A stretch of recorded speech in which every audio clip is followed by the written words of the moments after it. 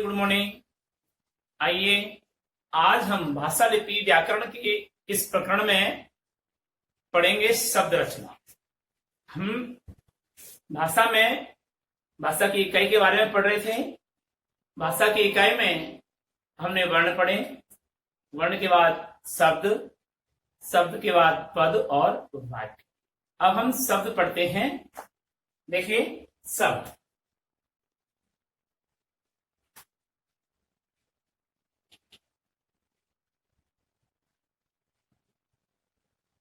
शब्द किसे कहते हैं? तो देखिए, दो या दो से अधिक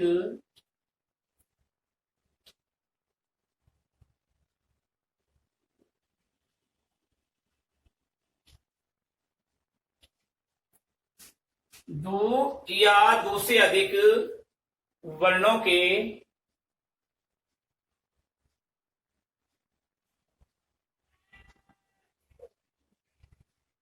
सार्थक मेल को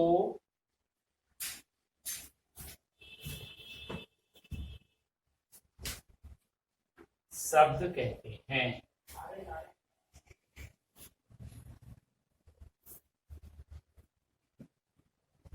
दो या दो से अधिक वर्णों के सार्थक मेल को क्या कहते हैं? शब्द कहते हैं। या सार्थक ध्वनि समूह को शब्द कहते हैं। या दो या दो से अधिक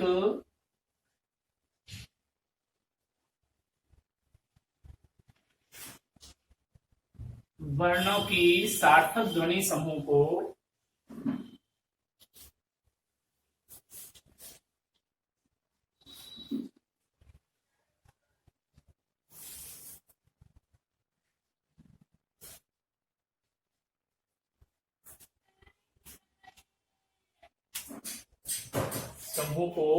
वर्ण कहते हैं।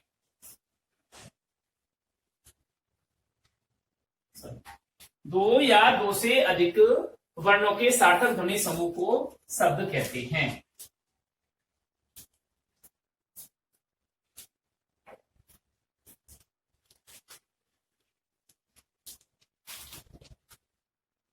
तो ये हुई आपकी परिभाषा।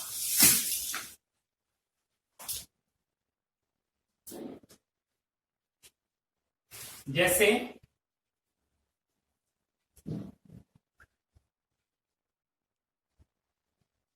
भवन। अब भवन का देखिए क्या क्या कैसे बनता है। अ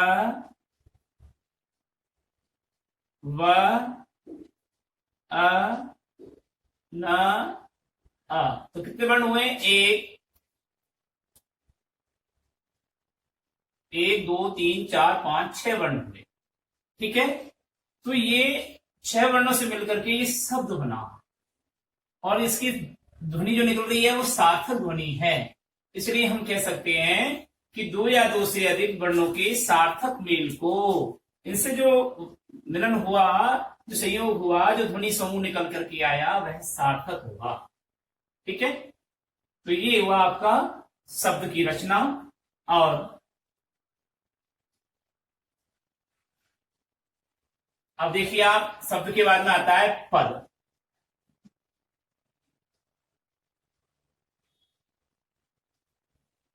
तो तीसरे नंबर का तो ये था शब्द,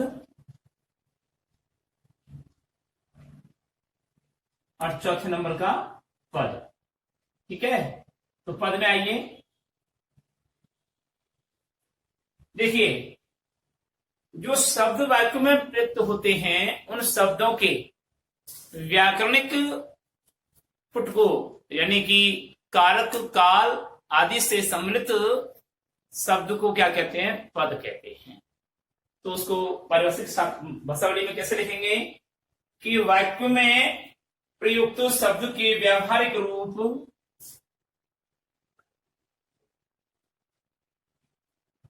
वाक्य में प्रयुक्त शब्द के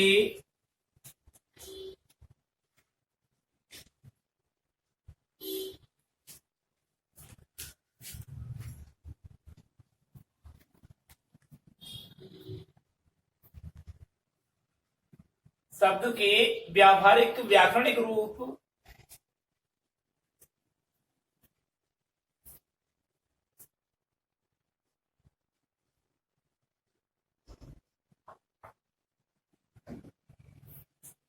जिसको हम व्याकरणिक भी कहते हैं, वाक्य में प्रयुक्त शब्द के व्यावहारिक रूप अथवा विभक्ति युक्त अथवा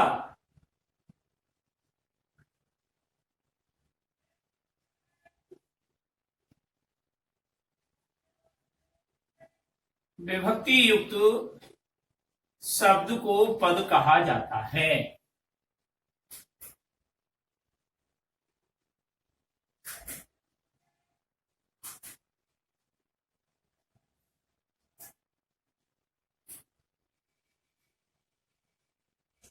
पद कहा जाता है। वाक्य में प्रयुक्त शब्द के व्यावहारिक व्यावहारिक मतलब व्याकरणिक रूप अथवा विभक्ति युक्त शब्द को पद कहा जाता है। जैसे अभी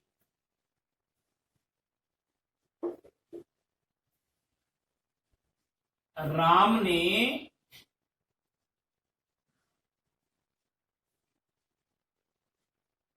रावण को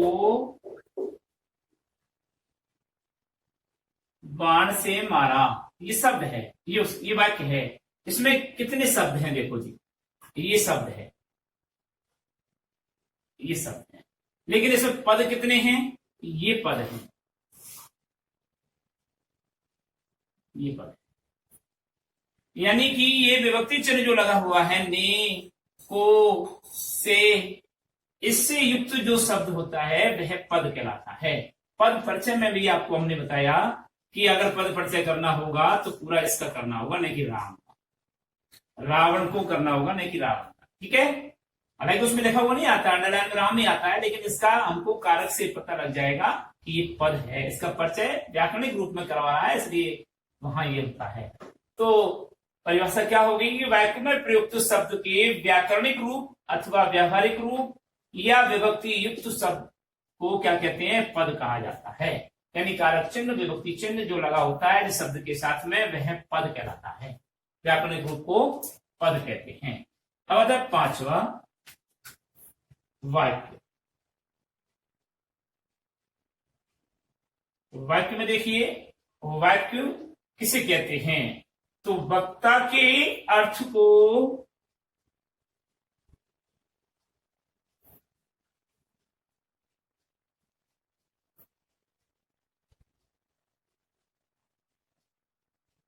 वक्ता के अर्थ को पूर्ण रूप से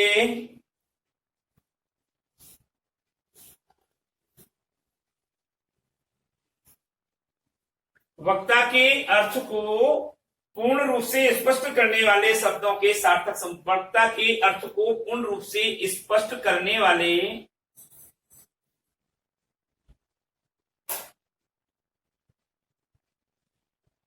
शब्दों के सार्थक समूह को वाक्य कहते हैं।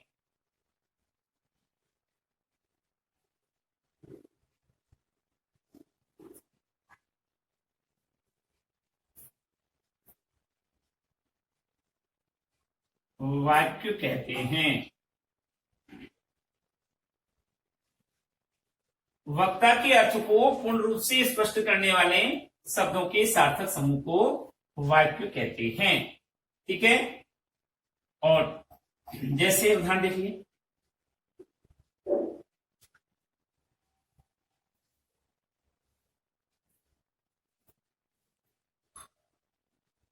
अध्यापक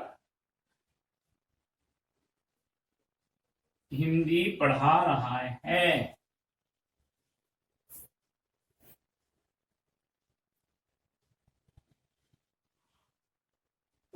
ये पूरा ही एक वाक्य कहलाया। ठीक है, क्यों? क्योंकि ये भी सार्थक शब्द है, ये भी सार्थक शब्द है, ये भी सार्थक शब्द है और ये भी सार्थक शब्द।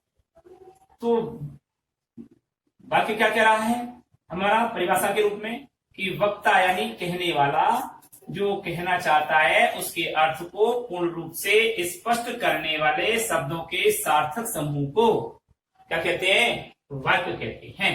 ठीक है, अब आता है हमारा भाषा कंप्लीट हो गया। भाषा के बाद में हम पढ़ते हैं लिपि। भाषा के बाद में आइए हम पढ़ेंगे लिपि। तो मैं बिठा रहा हूं उसको।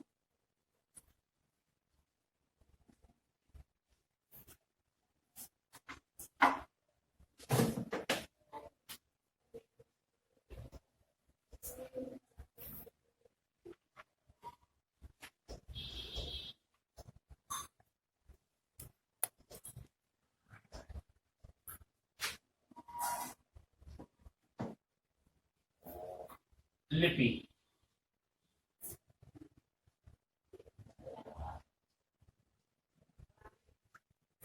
लिपि के अंतर्गत देखिए परिभाषा देखिए।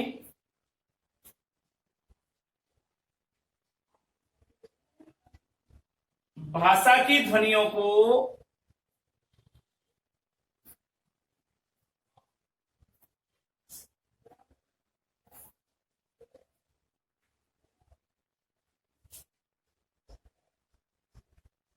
भाषा की ध्वनियों को जिन लेखन चिन्हों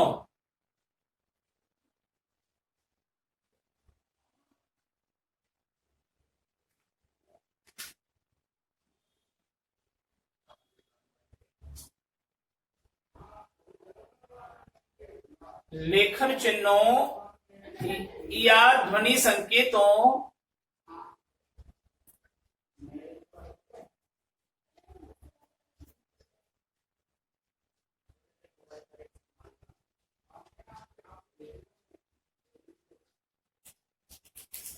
भाषा की ध्वनियों को जिन लेखन चिन्हों या ध्वनि संकेतों में लिखा जाता है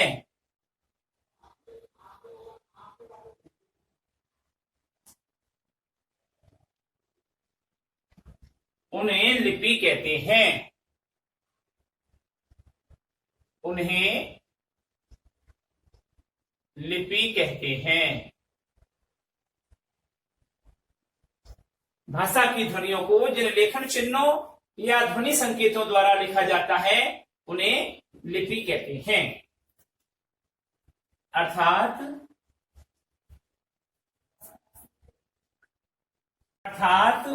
किसी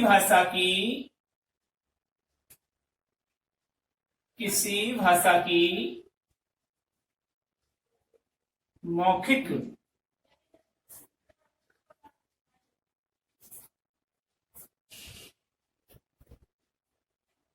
ध्वनियों को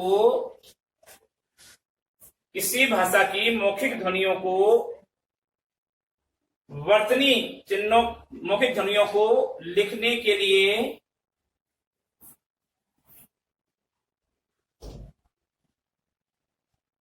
या प्रकट करने के लिए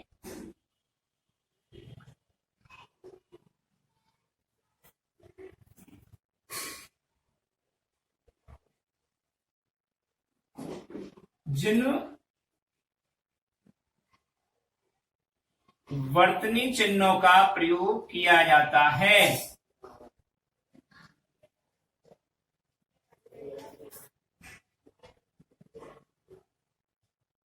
जिन वर्तनी चिन्हों का प्रयोग किया जाता है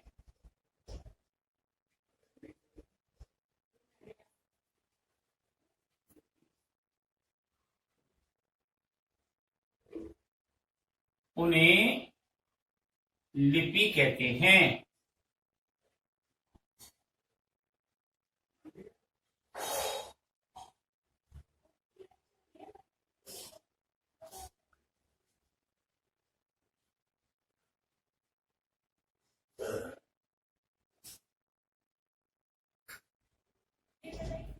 ठीक है, लिपि कहते हैं, यानी कि चिन्हों का प्रयोग किया जाता है उनको वे लिपि कहलाती है कुछ।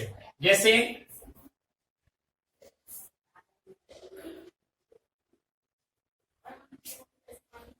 हिंदी, अंग्रेजी, जैसे हिंदी, अंग्रेजी, संस्कृत, मराठी,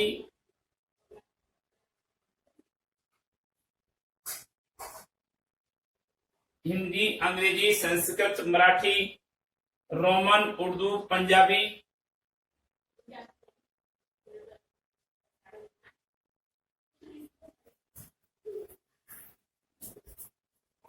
रोमन, उर्दू, पंजाबी, नेपाली इत्यादि भाषाएं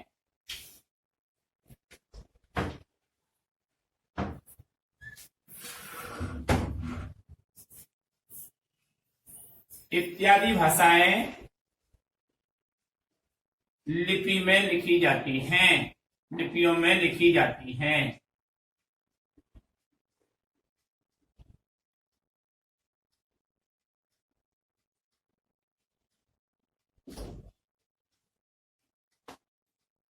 अब कौन कौन सी भाषा कौन कौन सी लिपि में लिखी जाती है उसके बारे में देखिए।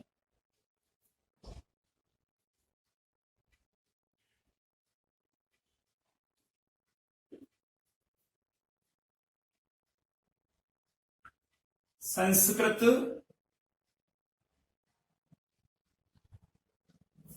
हिंदी, कोंकणी, मराठी, संस्कृत, हिंदी, कोंकणी, मराठी, नेपाली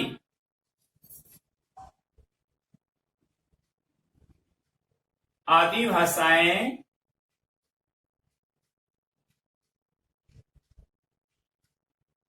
देवनागरी लिपि में लिखी जाती हैं।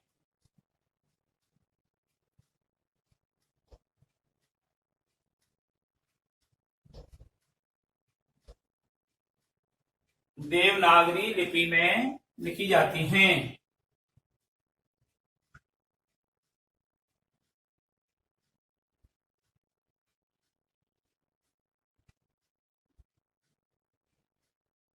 नेक्स्ट, अंग्रेजी भाषा की लिपि रोमन है।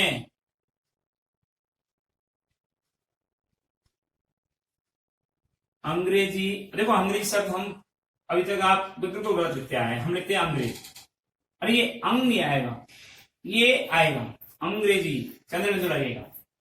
तो अंग्रेजी भाषा की लिपि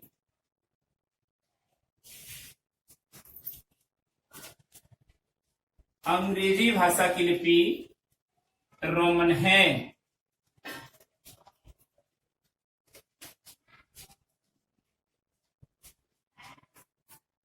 रोमन है। पंजाबी भाषा की लिपि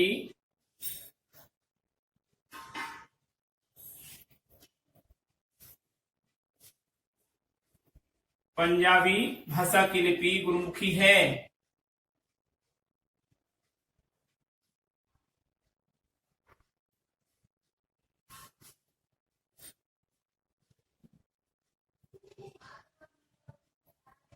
गुरुमुखी है। उर्दू भाषा की लिपि फारसी है।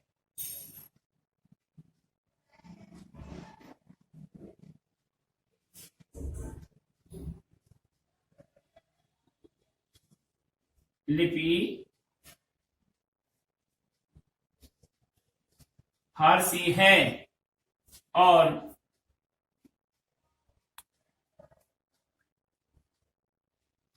ये प्रश्न आते हैं इसलिए इनको ध्यान से लिखना है। संस्कृत, हिंदी, कोंकणी, मराठी, नेपाली आदि भाषाएं देवनागरी लिपि में लिखी जाती हैं। अंग्रेजी भाषा की लिपि रोमन है।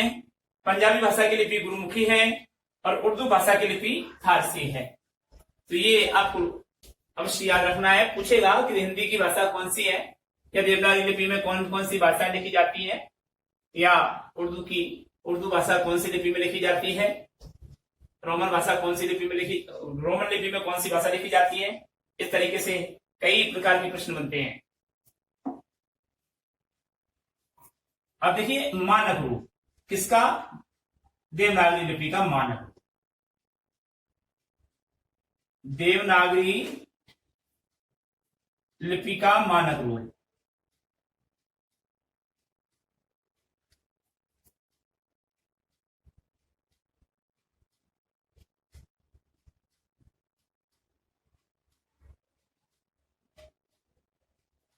देवनागरी लिपि का मानक रूप देखिए।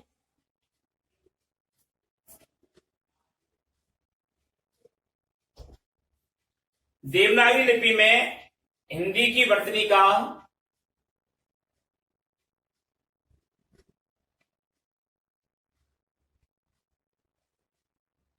लिपि में हिंदी की वर्तनी का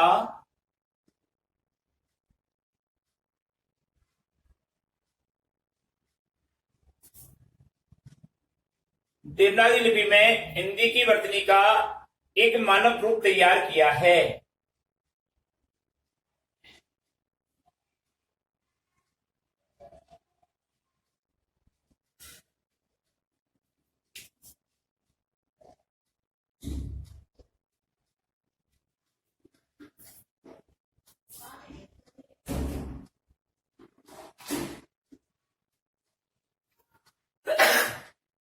देवनागरी लिपि में हिंदी की वर्तनी का एक मानक रूप तैयार किया है जो सभी हिंदी प्रयोक्ताओं के लिए मान्य है।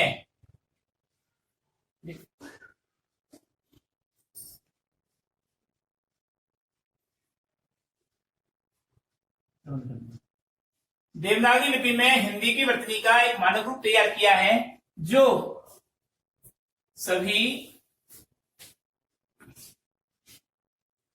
हिंदी प्रयोक्ताओं को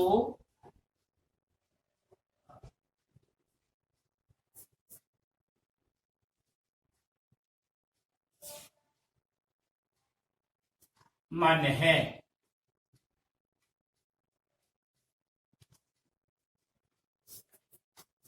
अब देखो कौन सा मानक रूप है।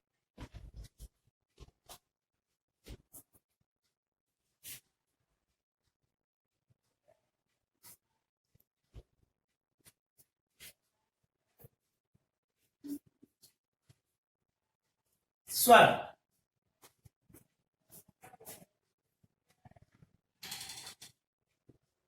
स्वर वर्णों में देखिए, स्वर वर्णों का मानक रूप देखिए। स्वर वर्ण कौन कौन से होते हैं? ए, आ, ई, ई, उ,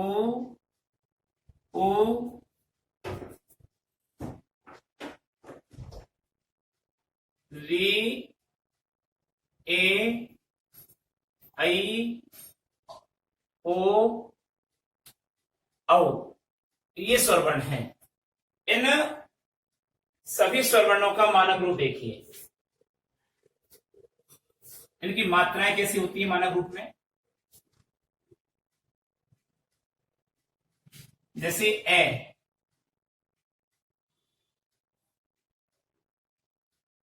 की मात्रा नहीं होती।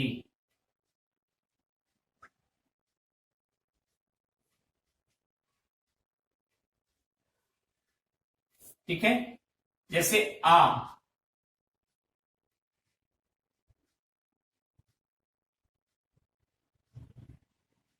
की मात्रा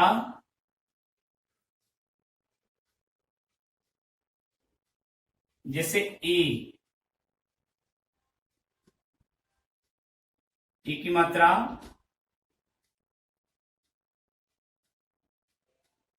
छोटी ई। ठीक है।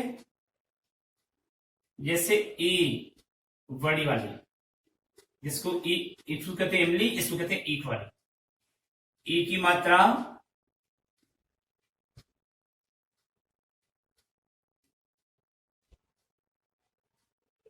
जैसे ऊ की मात्रा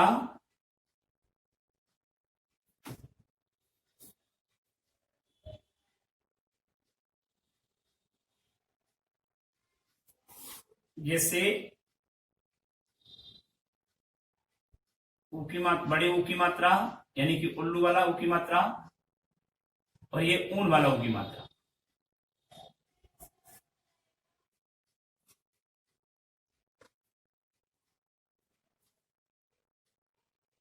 जैसे री की मात्रा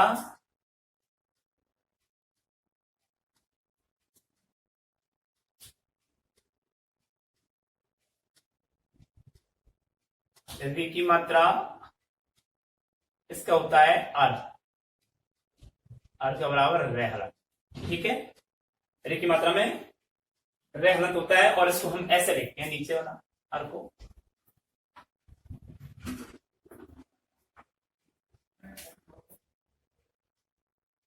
ठीक है,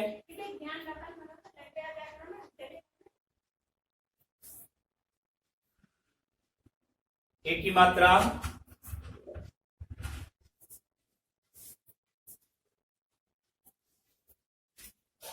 आई की मात्रा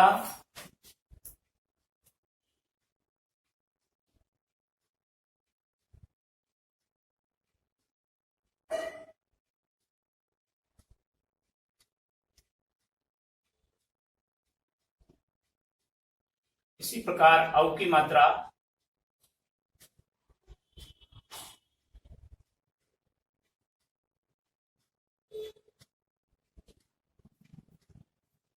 ये स्वर वर्णों की मात्रा हो गई। अब आता है अनुस्वार। अब देखिए आज का होमवर्क आपको करना है, तो होमवर्क लिखिए।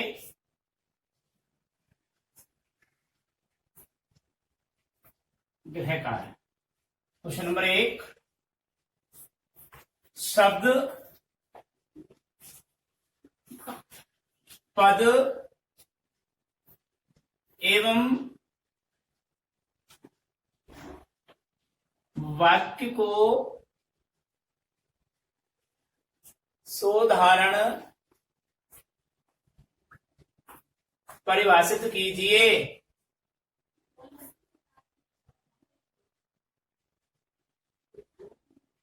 Question number 1। क्वेश्चन नंबर 2, लिपि किसे कहते हैं? लिपि किसे कहते हैं? लिखिए।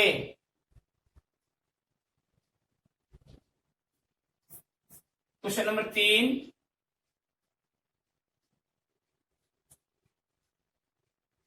क्वेश्चन नंबर 3 में लिखेंगे आप, देवनागरी लिपि में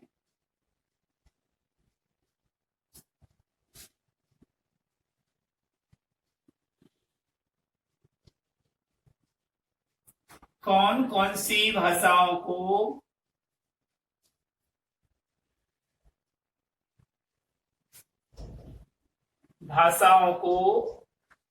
लिखा जाता है?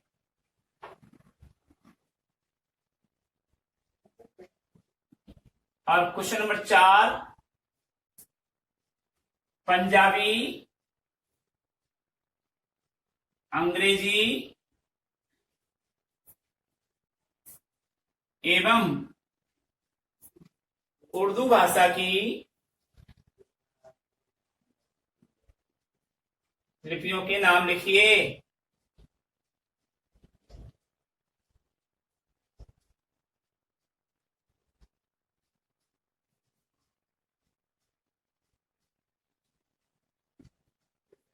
ये चारों प्रश्नों के उत्तर आपको लिख करके और होमवर्क में डालना है। अब हम अगले वीडियो में पढ़ेंगे आपके जो मानक रूप है, अनुस्वार के मानक रूप, और उसके बाद में व्याकरण और लिपि के बारे में भी आगे। तब तक के लिए नमस्कार।